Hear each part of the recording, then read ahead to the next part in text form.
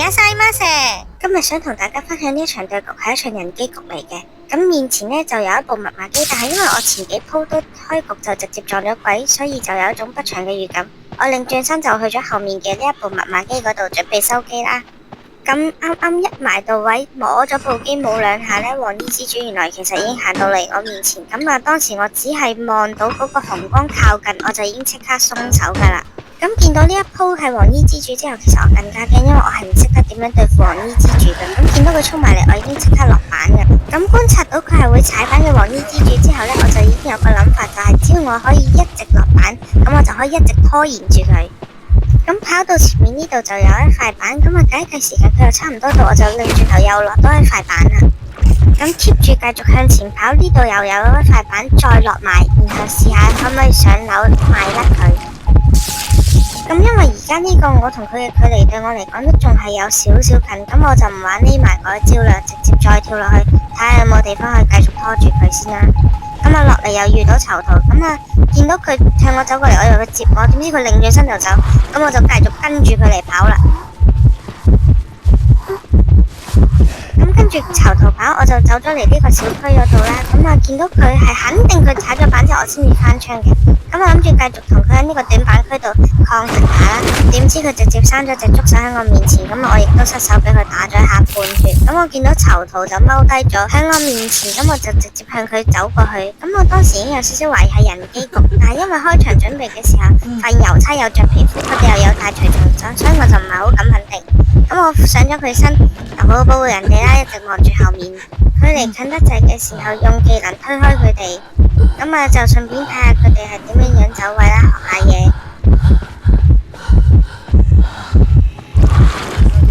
咁呢度我就推咗一下，以為佢翻轉頭落板啦，點知佢冇喎。咁佢繼續向前跑，突然間翻咗下槍，咁黃衣一側身已經追到佢啦。咁我都唔知佢做乜鬼嘢，嚇鬼咗我一跳。咁其實呢個只係一個開端嚟嘅，之後佢仲有更多奇怪嘅操作，係我冇辦法可以理解到嘅。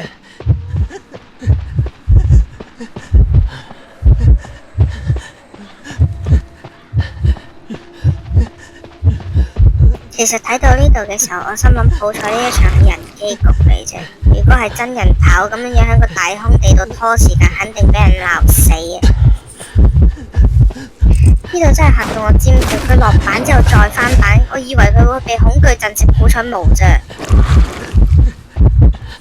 呢度佢就繼續向前跑，有塊板佢又唔落，突然間反咗下槍，向左邊電咗下人哋，然之後繼續向右邊繼續走喎。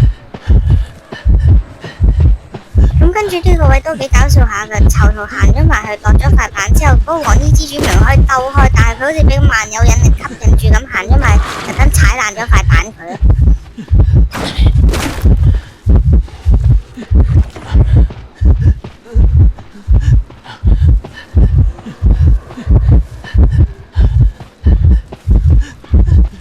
咁呢度囚徒又落多咗一塊板，咁黃衣之主呢又俾佢吸引咗行埋去踩咗塊板先繼續追人咯。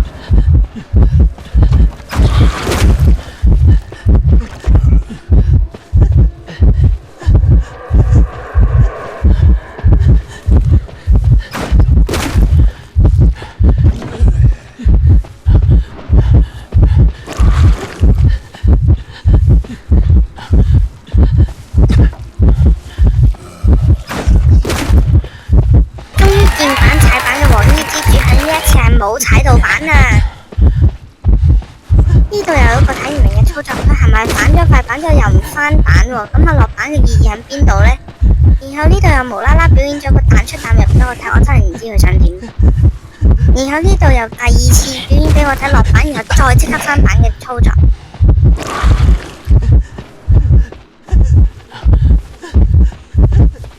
然後呢度呢，佢翻咗個槍之後，你以為佢要翻板啦？唔好意思啊，佢又翻轉頭啊！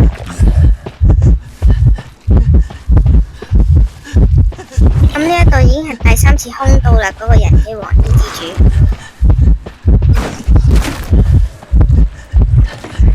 喺呢個位已經感覺到佢哋全部都係人機，因為如果係真人嘅話，呢度一早就已經塞滿晒觸手啦。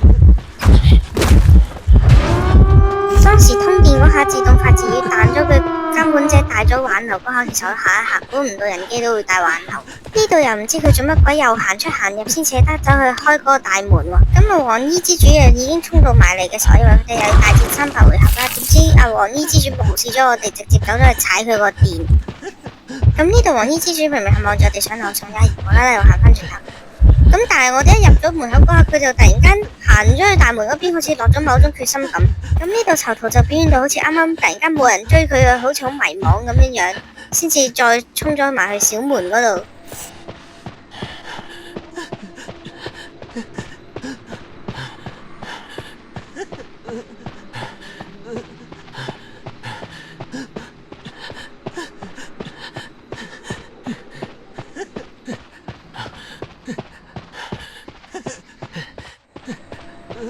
咁距離都唔係話好遠，囚徒好快已經衝咗埋嚟小門度，咁啊最後都係得返獨守空門嘅黃衣之主一個。